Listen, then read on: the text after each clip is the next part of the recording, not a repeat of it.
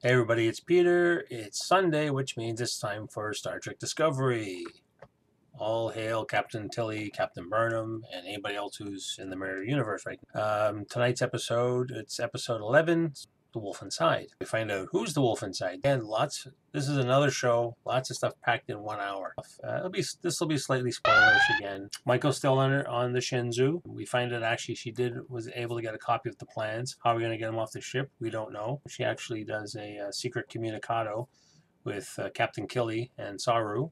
And a couple of more surprises go on in this episode. One of the big surprises was, everybody's guessing, the whole week on Facebook and all the other, social threads, who's what, who's where, who's going to be the emperor, all these other, we could have set up a betting booth down in Vegas to give the bookie something to do. Okay, who's going to be emperor? Okay, who's going to be going? Who's going to be odds? Who's going to be odds? So one of the things that no one ever thought about, Saru. What's going to happen? Is there going to be a mirror Saru? Surprisingly enough, Saru does show up, but he has no name in this universe. In the Mirror universe, he's just Slave. He's Michael's slave. Later on, it actually slips out that she calls him Saru, and she's like, huh? So, yeah, I'm going to call you Saru. Don't you worry. Oh, yeah, a couple of cool things I like in this universe is that we're giving Emily Coates, who plays Detmer. In this universe, she's actually #1 for Michael, which is kind of cool. And she gets more speaking roles because before she was just like looking and making faces and nodding and smiling, but now she actually has a few lines here and there, which is kind of cool. Because the next time you get to see her, I'm assuming it's some of the people that were in the break. There were 3 people that disrespected the Emperor. So what do you do with them? Oh no, we don't kill them. We use the transporter and throw them out into space that way. No airlocks or anything, just straight beam outs. So yeah, this is basically Michael is just trying to work her way through a day in the life, and you hear a bit of like she did a personal log, a couple other. It sounds like a personal log, but not. She's actually consoling with Ash to try to figure, what's going on, and it says, no, don't you worry, I'm your tether. I'll hold on to you. I'll make sure everything's nice and safe as he promised her in the previous episode. Okay, then we cut back to Discovery. What had happened was they were effecting some repairs, and they came upon Paul and Hugh. Paul's still holding Hugh in his arms. So then we come back to actually Paul's in restraints on a medical bed, and Saru for some reason thinks, oh, maybe he killed Hugh Culber. Why? But because maybe he's flipping out on the spore juice. And Tilly's like, no, not Paul. He wouldn't do a thing like that. He's a cool guy. So she comes up with an idea. Why don't we put him in the spore booth? We'll load it up with spores, and maybe that will help him get his memories back. And what happens from that all, we'll just compress this one a bit. Basically, that storyline ends up with they figure, oh, accidentally they killed Paul. No, they didn't. Actually, did help him. He actually is in spore space, or I don't know if he's dreaming or tripping, whatever. And then he sees his mirror self. But it's like, oh, okay. Okay, so while Tilly is trying to help Paul out, we flip back to the Shenzhou. They get orders that they found a rebel base somewhere. They found the rebel base. So Michael says, okay, great. We'll go to the planet. We'll take a landing party down because it's orders from the Emperor says, want you to take, decimate the planet. These guys are against us. All hail the Emperor. All long live the Empire. We cut back to, they never explain why Lorca was actually in the agony booth at the end of last episode, but Michael ends up talking with him for a little bit, saying, hey, we found something. We might be able to use the rebels to our advantage because she researched into it that it's like Klingons, Andorians, Tellarites, Vulcans, all the non-human species has actually gotten together who normally don't get along in the Prime universe. So maybe we can get these guys together to stay together because maybe they actually can defeat the Terran Empire. Yeah, I think it was under the advice of Lorca that Michael says, okay, we'll just take a minimal landing party. So it's just her and Tyler go down and beam down to the planet. They find where the rebels are and have a powwow with them. You find that the head of, they call him the Fire Wolf.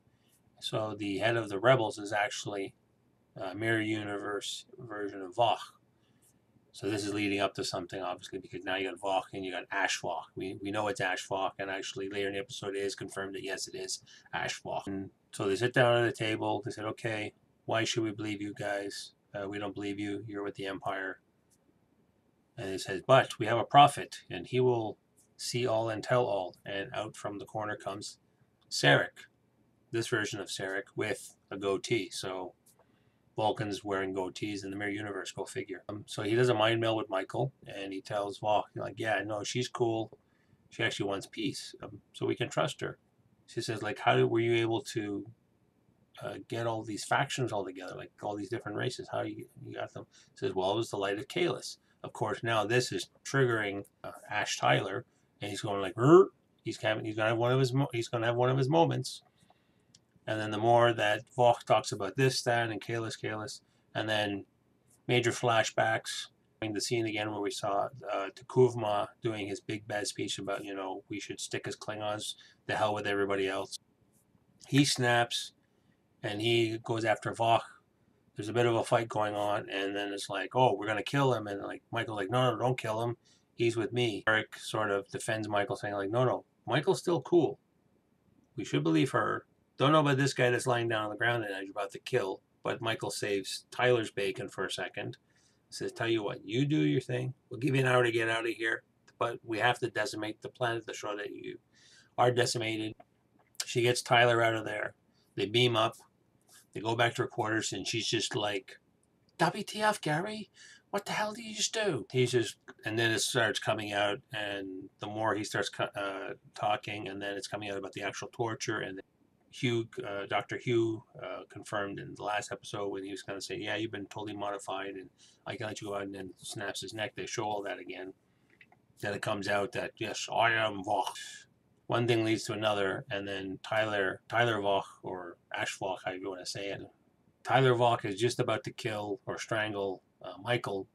Saru jumps in, Mirror Saru jumps in, pulls him off, and don't ask me how. He actually ends up with a couple of guards behind him, and they grab Tyler. It's like, okay, let's ship him off. The Mirror number one, she says to Michael, General Order such and such.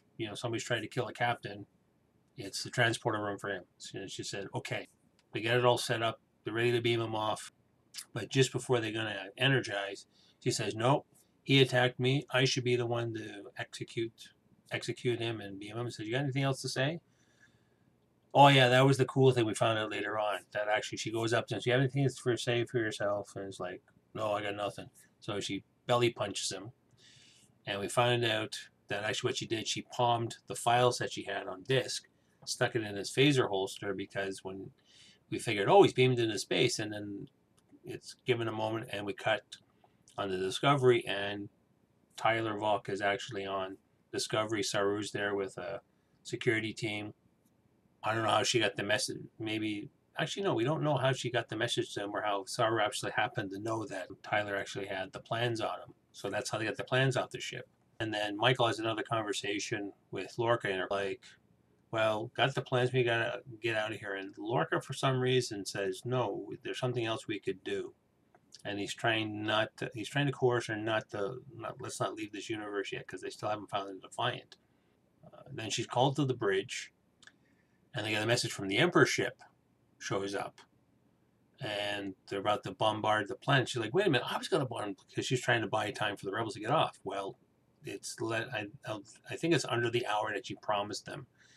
So the Emperor's ship shows up, does a photon barrage of the planet, everything goes like, Michael's like, no, wait a minute, I had a plan. She's almost like ready to, you can see in her face, she's like, ready, like, no, hang on.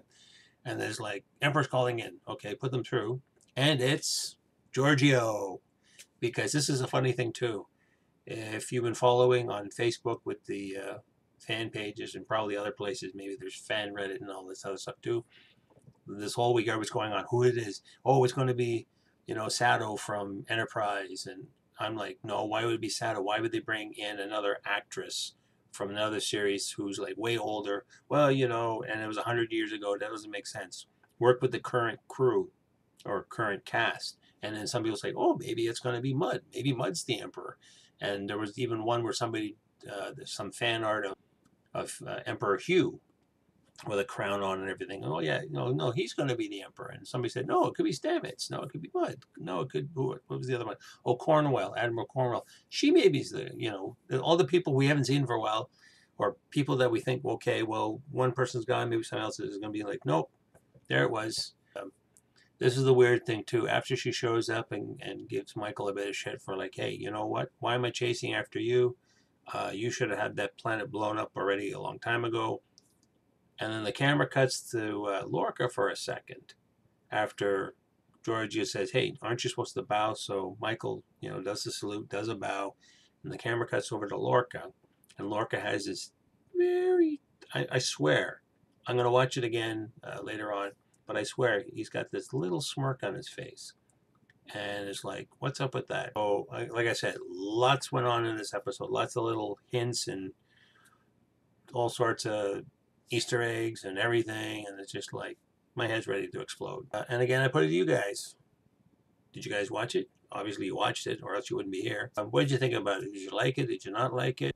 Who did you bet on as Emperor? Leave a comment down below. Ruled that the fan theories from last year, came true. It's like, yep, it's Ash is Volk and Volk is Ash. Because everybody thought it was the same actor in the beginning too. It's like, no. But like I said last week too, it's smarter to play it with two different actors, and then we can do this one scene too, where Mirror Volk meets Ash Volk, and then you can have a fight. So, as always, like, dislike, don't forget to subscribe, hit the notification bell if you want to see more of this stuff, and see you in the next one.